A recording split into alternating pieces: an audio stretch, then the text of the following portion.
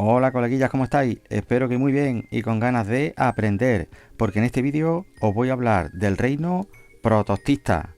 Este es el tercero de los 4 vídeos que vamos a dedicar a hablar de los microorganismos. Si no has visto los dos anteriores, te recomiendo que le eches un vistazo, ya sea tirando de la lista de reproducción o en la descripción de este vídeo.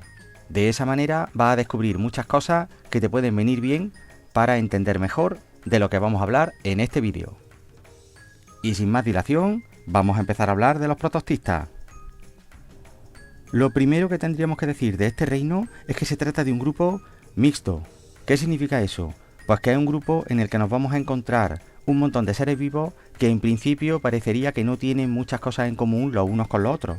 Tanto es así que a la hora de estudiarlos los vamos a dividir en dos categorías diferentes. Por un lado vamos a hablar de los protozoos y por otro lado hablaremos de las algas. Como verás a lo largo del vídeo, se trata de dos grupos de seres vivos que, aunque comparten algunas características, son seres vivos bastante diferentes los unos de los otros. Vamos a empezar hablando de los protozoos. Si nos centramos en el estudio de los protozoos, lo primero que tenemos que hacer es ver sus características generales.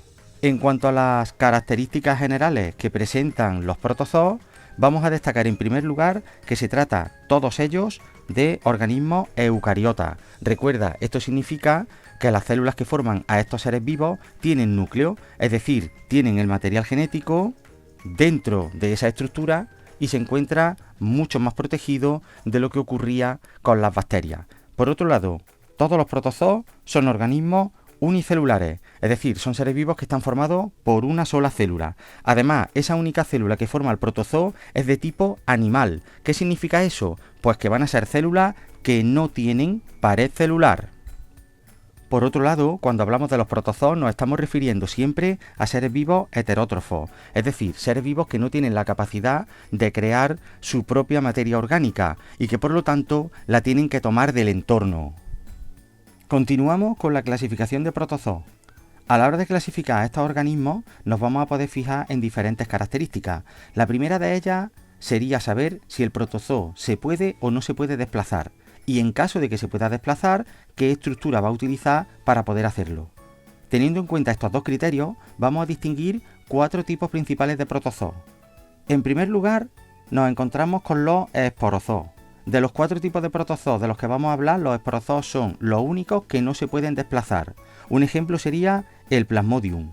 La característica que más destaca en los esporozoos es que son todos parásitos, es decir, van a vivir a expensas de otros seres vivos, provocándoles algún efecto perjudicial en la mayoría de ocasiones, alguna enfermedad o incluso la muerte. Los otros 3 tipos de protozoos de los que vamos a hablar tienen en común el hecho de que tienen la capacidad de desplazarse y que por lo tanto van a poder responder mediante estos movimientos a cualquier estímulo del entorno, llevando así a cabo la función de relación. Los 3 tipos de protozoos que tienen la capacidad de desplazarse se diferencian los unos de los otros de la estructura concreta que utilizan para poder llevar a cabo ese desplazamiento. En primer lugar, nos encontramos con los ciliados. Como su propio nombre indica, utilizan unas estructuras que reciben el nombre de cilio para poder desplazarse. Un ejemplo sería el paramecio, en el que, como puedes ver en la imagen, el organismo cuenta con una serie de pequeños pelitos, que es lo que conocemos con el nombre de cilios. Esos cilios, cortos y muy numerosos y que se sitúan rodeando a toda la célula del protozoo, le dan la capacidad de moverse y desplazarse, pudiendo responder así a cualquier estímulo del entorno. Estos protozoos ciliados van a poder ser tanto de vida libre como parásitos, dependiendo de la especie concreta de la que estemos hablando. En segundo lugar, nos encontramos con los protozoos de tipo flagelado, como por ejemplo el Trypanosoma.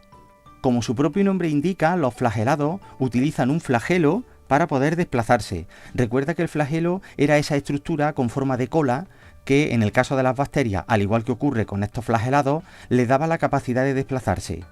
Estos flagelados, al igual que los ciliados, dependiendo de la especie concreta, van a poder ser de vida libre o parásitos.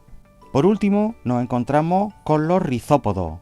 En este caso, como ocurre por ejemplo con la ameba, el protozoo va a utilizar unas prolongaciones citoplasmáticas que reciben el nombre de pseudópodos para poder desplazarse.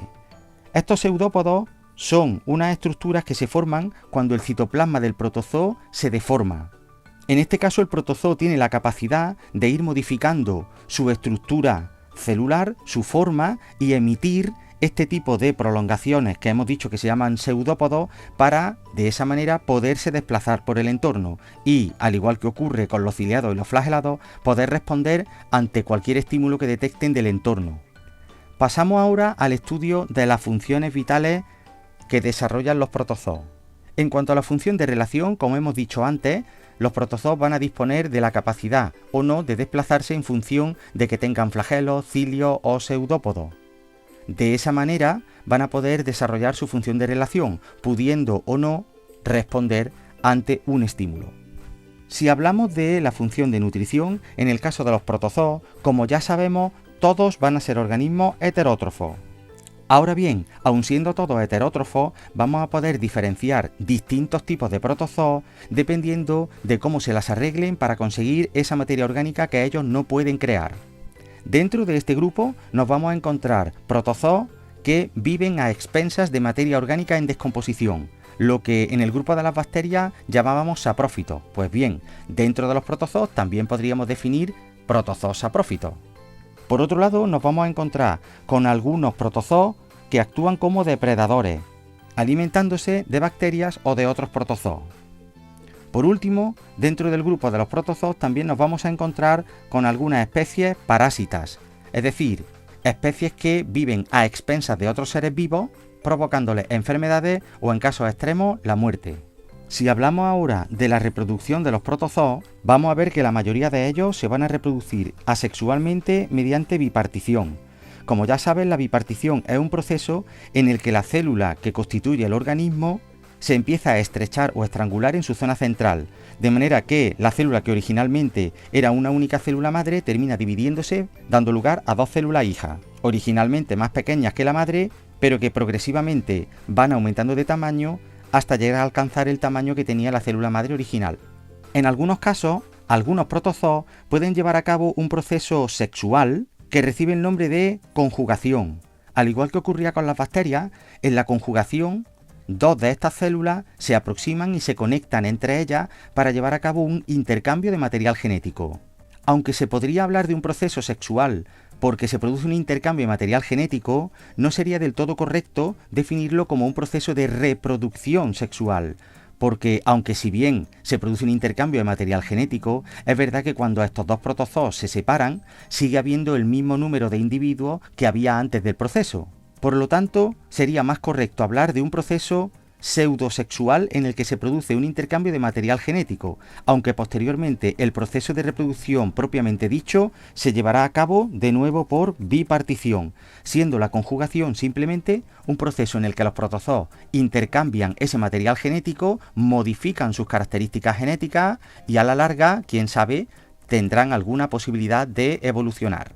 Pasamos ahora a la segunda parte de este vídeo, en el que vamos a hablar de las algas. En este caso, si estudiamos las características generales de estos seres vivos, nos vamos a dar cuenta de, tal y como te he dicho al principio, que se tratan de una serie de seres vivos bastante diferentes a los protozoos, a pesar de formar parte del mismo reino. Sin ir más lejos, en este caso, aunque tienen en común con los protozoos que seguimos hablando de organismos eucariotas, si te fijas en la imagen, dentro del grupo de las algas vamos a poder diferenciar entre algas unicelulares, es decir, formadas por una sola célula, o algas pluricelulares, formadas por más de una célula. Otra diferencia importante entre las algas y los protozoos es el tipo de célula que las constituye. Si recuerdas, en los protozoos dijimos que el tipo de célula era de tipo animal, es decir, que las células que formaban el protozoo no tenían pared celular. Sin embargo, como puedes ver en la imagen, en este caso, cuando hablamos de las algas, nos estamos refiriendo a organismos que, en cuanto al tipo de célula que las forman, presentan células de tipo vegetal. ¿Qué significa eso? Pues que son células que están rodeadas por una pared celular. Una pared celular, para colmo, muy parecida a la de las plantas, constituida principalmente por celulosa. Como veremos en el próximo vídeo, en el que hablaremos de los fungi u hongos, hablaremos de tipos celulares parecidos también a las de tipo vegetal, pero que en la composición de la pared celular no presentarán celulosa, sino otra sustancia que te adelanto se llama quitina. Pero bueno, volviendo a las características generales de las algas, resumiendo, recuerda que estamos hablando de un grupo de seres vivos en los que las células son de tipo vegetal y en las que la pared celular de esas células está hecha principalmente, como hemos dicho, de celulosa. Continuando con las características de las algas, merece la pena destacar que en todos los casos nos estamos refiriendo a organismos autótrofos, es decir, seres vivos con la capacidad de, llevando a cabo la fotosíntesis, generar su propia materia orgánica. Con todo lo que llevamos dicho hasta ahora de las algas, podríamos pensar que las algas son plantas. Sin embargo, nada más lejos de la realidad. Cabe preguntarse, ¿por qué una alga no se considera una planta? Si en realidad estamos hablando de seres vivos con unas células muy parecidas a las de las plantas y que además son autótrofos, pues la clave principal la encontramos en dos diferencias importantes. Por un lado, no existen plantas unicelulares, mientras que las algas sí pueden ser unicelulares. Esta diferencia en realidad es una diferencia menor. La diferencia principal y realmente importante entre las algas y las plantas radica en esta cuarta característica de la que no hemos hablado todavía. Y es que, si te fijas, en las algas estamos hablando de organismos que no tienen tejido. ¿Qué significa eso? Pues que las células de estas algas, incluso en los casos de las pluricelulares, no llegan a organizarse de una manera tan evolucionada como para formar tejido. En su lugar, forman una estructura pseudo-organizada que reciben el nombre de talo. Ese talo presenta diferencias estructurales con respecto a los tejidos, es decir, es una estructura formada por muchísimas células relativamente organizadas, pero que no lo están tanto como lo estarían si fueran tejidos verdaderos. Por lo tanto, resumiendo, la diferencia principal entre un alga y una planta es que las algas no tienen tejidos y las plantas sí lo tienen.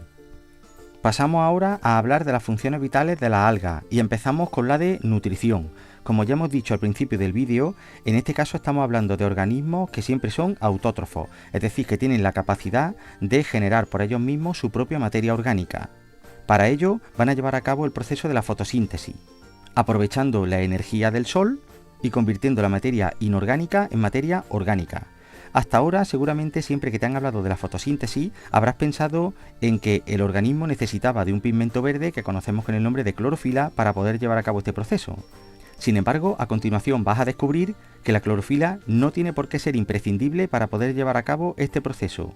Existen otros pigmentos que en este caso el alga puede utilizar para poder aprovechar la energía del sol y llevar a cabo la fotosíntesis. De hecho, en función del pigmento predominante que tenga el alga, vamos a poder diferenciar hasta 3 categorías diferentes de algas. Por un lado, nos encontramos con las algas pardas, que en lugar de clorofila tienen xantina como pigmento predominante. Esta xantina es la causante del color típico de estas algas. Por otro lado, contamos con las algas rojas, en el que el pigmento predominante es de tipo ficobilina. Por último, nos encontramos con las ya conocidas algas verdes, en las que esta vez sí es la clorofila el pigmento predominante. Aparte de proporcionarle un color diferente a cada alga, ¿qué efecto tiene para el alga tener un pigmento predominante u otro? Pues muy sencillo, dependiendo del tipo de pigmento que predomine en el alga, ese alga podrá aprovechar un tipo de luz u otro, es decir, podrá vivir a una profundidad u otra y aprovechar de esa manera la luz que le viene del sol para poder llevar a cabo la fotosíntesis. Cuando hablamos de tipos de luz, nos estamos refiriendo a la longitud de onda de esa luz que puede ser aprovechada por el alga. De ahí que puedan vivir a una profundidad u otra, dependiendo de la longitud de onda de luz que puedan aprovechar. Si pasamos ahora al estudio de la función de reproducción en las algas, nos vamos a dar cuenta de que tenemos bastantes variantes. Por un lado nos encontramos con algas que pueden llevar a cabo un proceso de reproducción alternante. Como ya sabes, en este caso se trata de tipos de algas que dependiendo de la generación van a poder reproducirse de forma sexual y asexual. Sin embargo, es más común encontrarnos, sobre todo en el caso de algas unicelulares, con especies que se van a reproducir mediante el método de bipartición, algo que ya conoces. Por último, en la mayoría de algas pluricelulares nos vamos a encontrar con especies que se reproducen utilizando esporas. Las esporas son unas estructuras de resistencia que funcionan de una manera parecida a como lo hacen las semillas en las plantas superiores. Se trata de estructuras de resistencia que le permiten al alga sobrevivir a condiciones ambientales adversas, de manera que, cuando esas condiciones vuelven a ser favorables, la espora, como si de una semilla se tratara, es capaz de, entre comillas, germinar y dar lugar a un nuevo alga. En lo referente a la función de relación, en este caso nos vamos a encontrar con que la mayoría de algas unicelulares van a poder responder a los estímulos del entorno mediante flagelos, ya sabes, esas estructuras con forma de cola que les van a permitir desplazarse y responder de esa manera a esos cambios del entorno.